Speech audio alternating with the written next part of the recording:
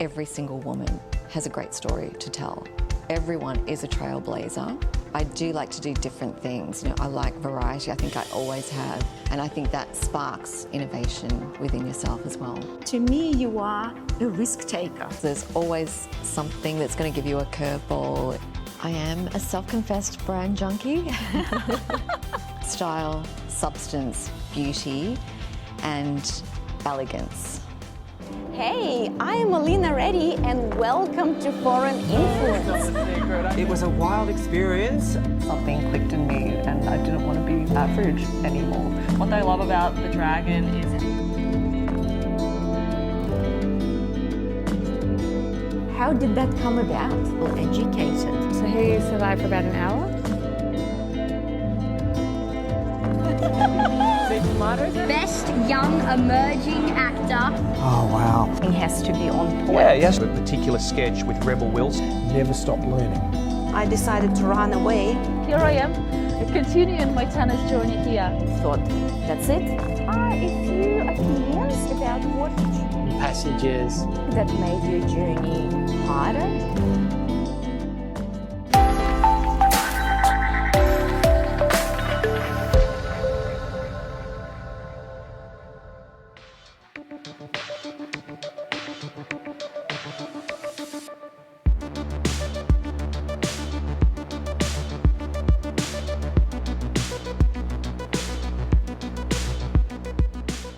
Hey, this is Alina Reddy and welcome to Foreign Influence. Today we are very lucky because we get to experience this very unique and very extravagant location, which is called Cocolea Furniture.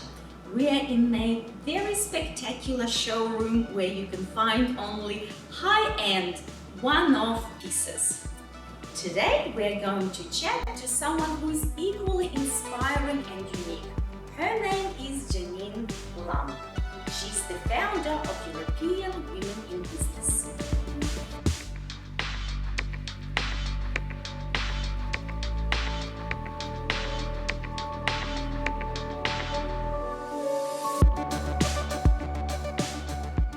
Janine, welcome to Foreign Influence and welcome to Cocolea Showroom. Thank you so much for having me, Alina. It's a pleasure to be here and surrounded by all this luxury.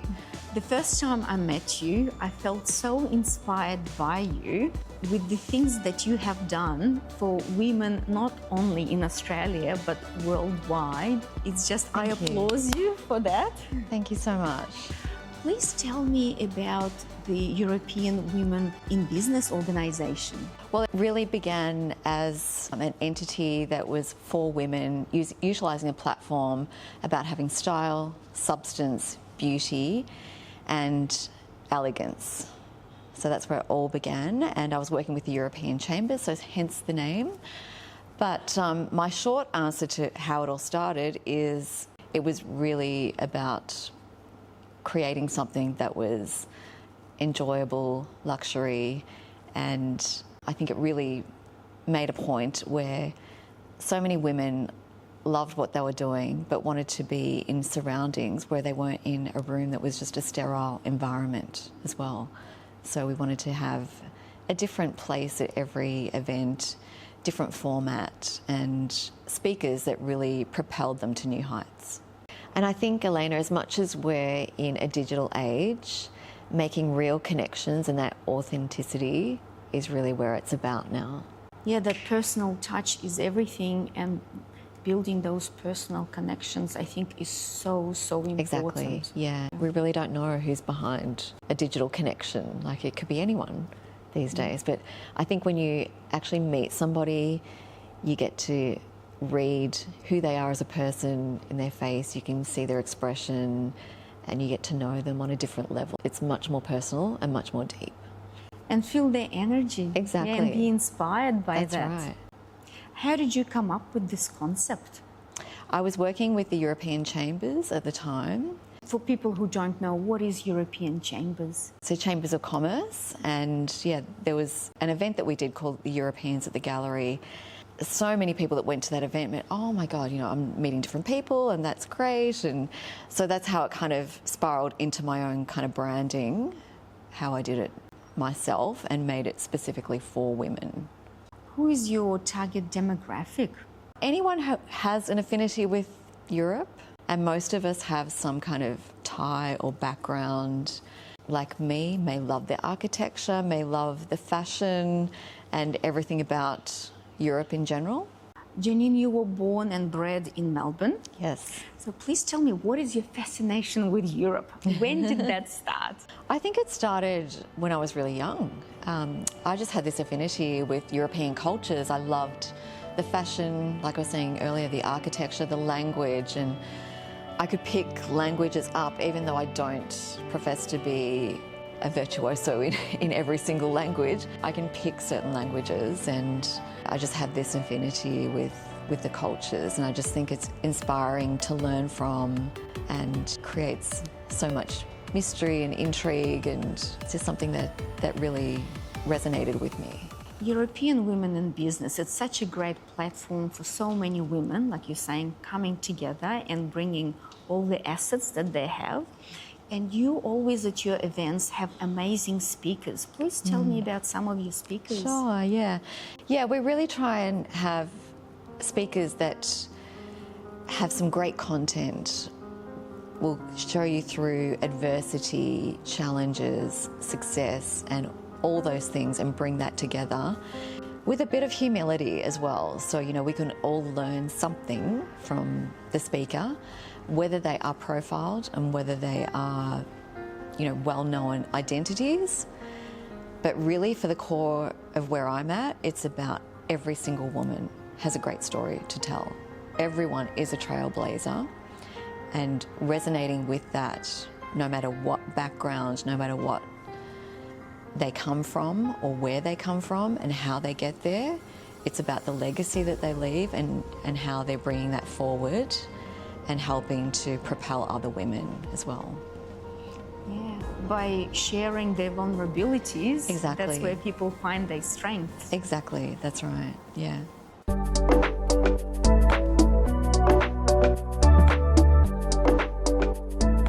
You were born and bred in Melbourne. Mm-hmm. Please tell me, what are your childhood highlights? Firstly, I was into sport. So, Sporty girl! Yeah, I was sporty spice. Doing a bit of gymnastics and hockey and... Hockey? Yeah, hockey. That's unusual for a girl. I know, and I was in a boys' team. I was the only girl in a boys' team. How empowering. Yeah, it was quite empowering because I was like 11 or 12 at the time. The boys would go out in the field and they're like, if you touch her, you're dead, you know, to the other team members. And like, I could just run riot. I could do what I wanted. It was a good fun time. And, you know, from there I kind of evolved into my creative side, really kind of took over in my teenage sort of years, and I developed my first job, which I thought I would go into events and music, but I really wanted to study, so I decided to study opera. And wow. Yeah, and I didn't know at the time whether I had a voice or not. And from hockey to opera. Yeah, from hockey to opera, yeah.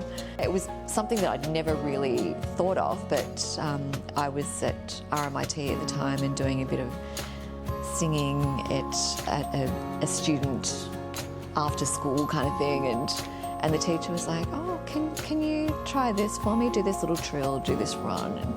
And I did that, and she's like, you can get higher than me, you little bitch. You're a soprano. And I'm like, am I? I don't know. So then she's like, you've got to study opera.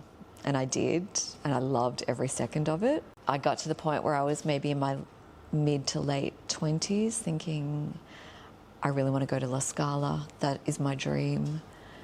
I was not earning money, and it was killing me because I wanted to support yourself. Support myself. But your lifestyle. Exactly. And I sort of got to a point where I was like, okay, in a few years' time, I'm going to be 30. Like, that's a milestone, and I need to have a house by then. I need to have all these things in place. So I thought I needed to get a steady job in order to do that. So that's how I started my own agency from there. And what agency was that? So it was a model and promotional agency.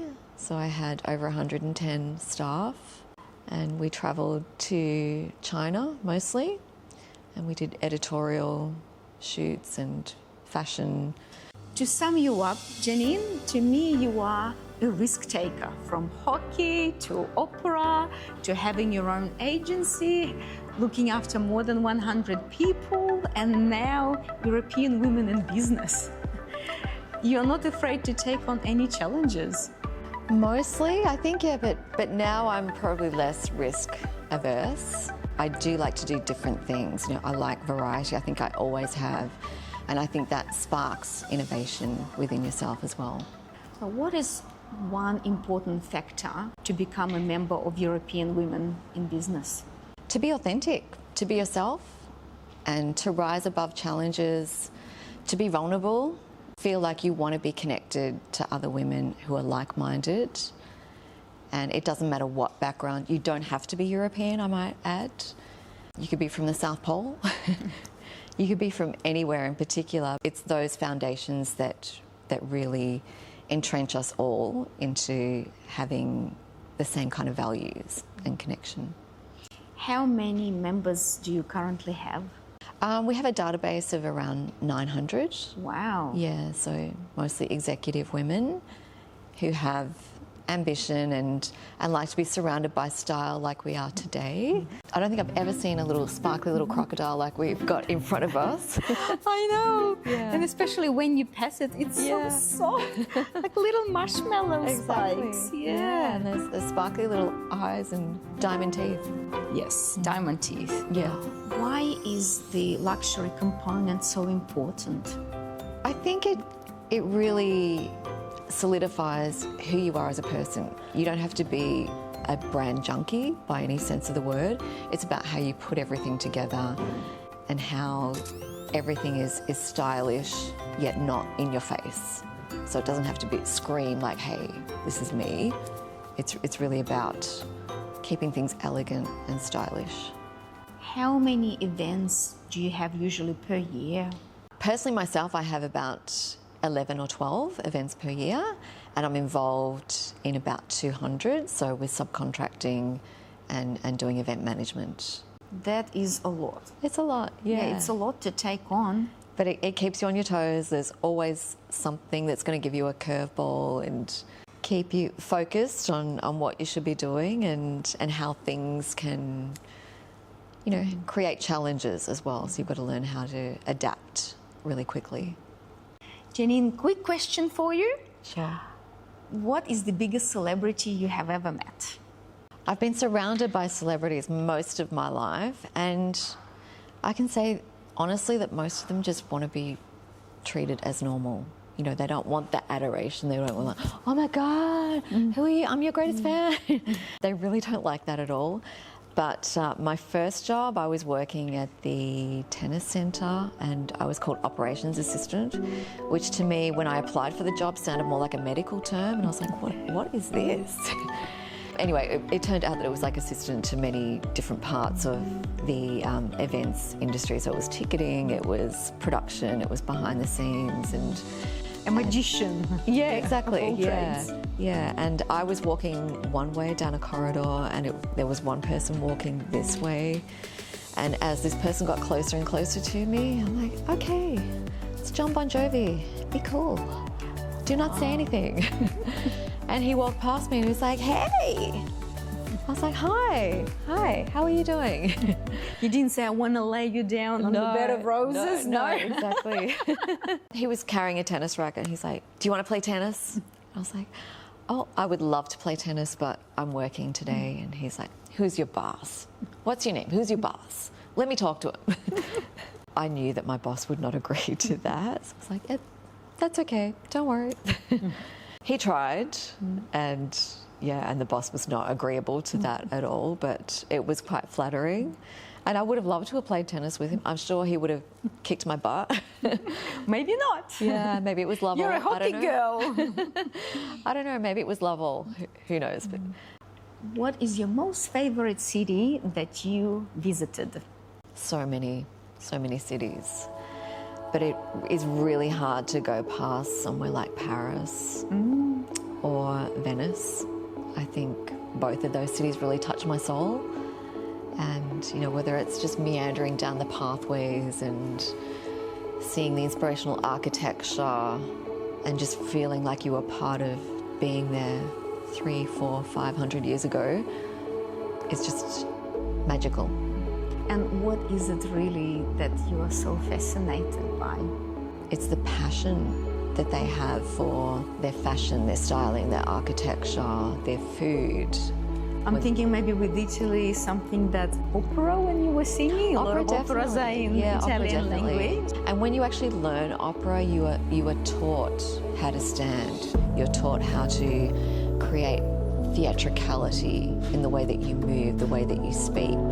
So it's not just about the voice, it's the way that you wrap yourself together. What is the brand that you're currently obsessed with? I am a self-confessed brand junkie. I do love craftsmanship. I love the storytelling behind, every little detail and what goes into that. So it's about creating that luxury component. With Louis Vuitton, I went behind the scenes and saw that there was 250 components to just one little bag. And that's what you're paying for at the end of the day, is that kind of craftsmanship. So I really resonate with the storytelling and the heritage behind that. Tell me, what is your next event going to be like, and where is it going to be held? Oh, we've got a couple coming up. So one will be on the 10th of December, we're launching our Style to Lead overseas trip. So it's to Italy. Mm-hmm. And we are partnering with a number of luxury brands. I won't say who yet. So we'll be doing exactly. Yeah. We are doing Fashion Week, and we will have the most incredible dining, wine, fashion experiences behind the scenes. But one brand in particular that I affiliate with is called Ferragamo, which is an incredibly forward-thinking brand. Even though it used to be Salvatore Ferragamo, now it's kind of rebranded to just Ferragamo, because the pillars behind the brand were all about women. And they have a museum that is dedicated to that in Florence, where they started. How incredible! It's amazing, yeah. Yes. And just the fact that they've underpinned the strength of the women behind the brand and are really propelling them forward is such a great thing. Yeah. And they're still family owned, which I love. I love that it hasn't gone to a whole conglomerate that is sitting behind such big money. It's really a passion for the heritage and the craftsmanship of the brand as well. And you were also telling me about an event for International Women's Day that you are organising for next year. I know, that seems like such a long way away. In March of next year. So yeah, we will be doing a lot of celebrations. We mark that particular day and we reward our members with their contributions to not only their business but also what they're doing in terms of supporting charity or different elements that bring all those things together that make them an extraordinary brand.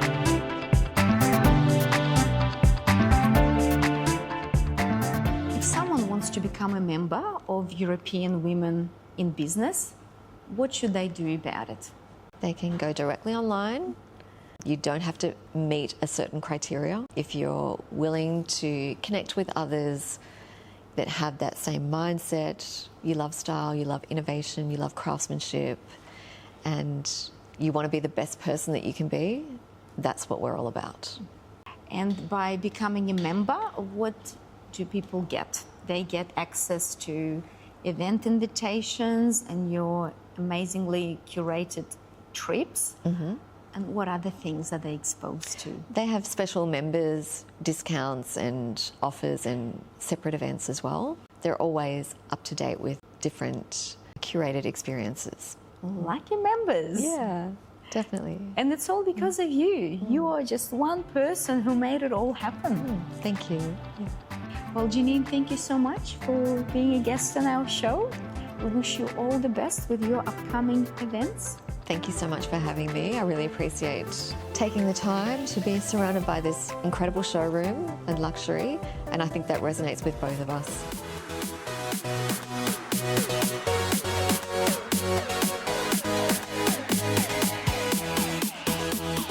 Don't so much for welcoming us into your beautiful showroom. Thanks for the opportunity today. It's been wonderful to have you come through.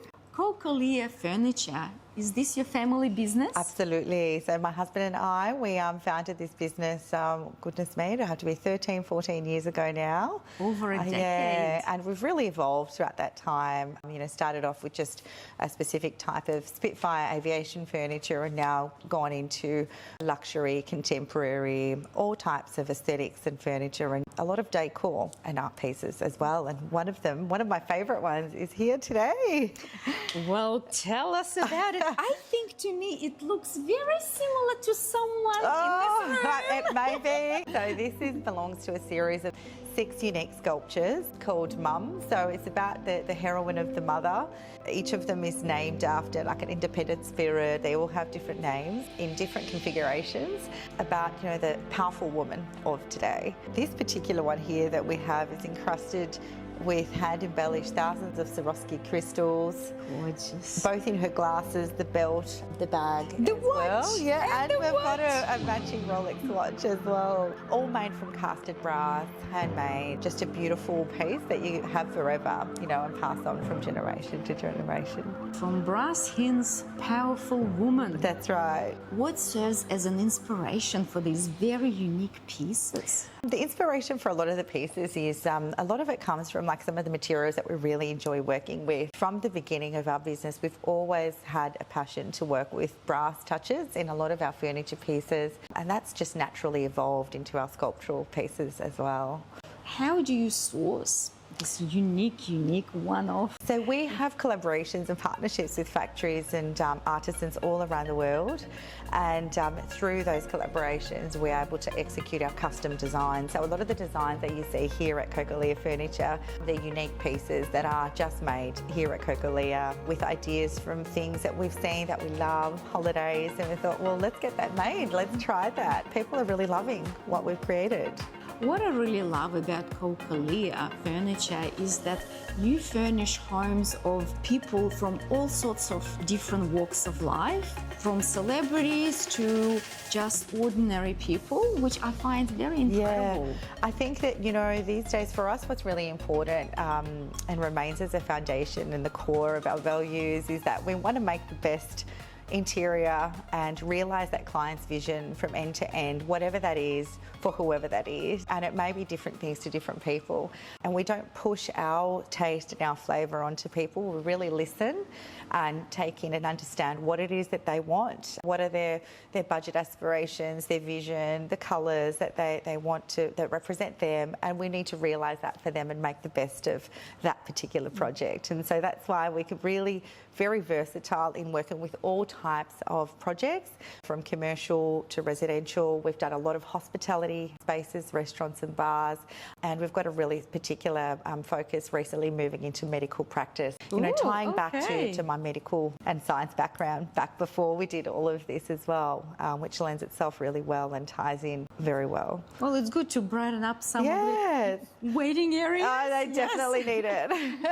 To reduce the stress. Yeah, well, I think these days as well, whether we're talking about, you know, an aesthetic clinic, a doctor's surgery or someone's home, people want to create a certain experience when their patients or their guests or their family and friends come over, and they want them to feel special and experience, you know, how marvellous they feel about their home or their workplace, and they want to actually portray that onto, you know, onto them and have a nice experience. So, you know, we're finding that people are really valuing that that design and that custom design that really represents them when they come to Cocolea. Your cultural background is Romanian. Yes. And your husband is Romanian as well. Coincidentally, yes. How is it working with your husband?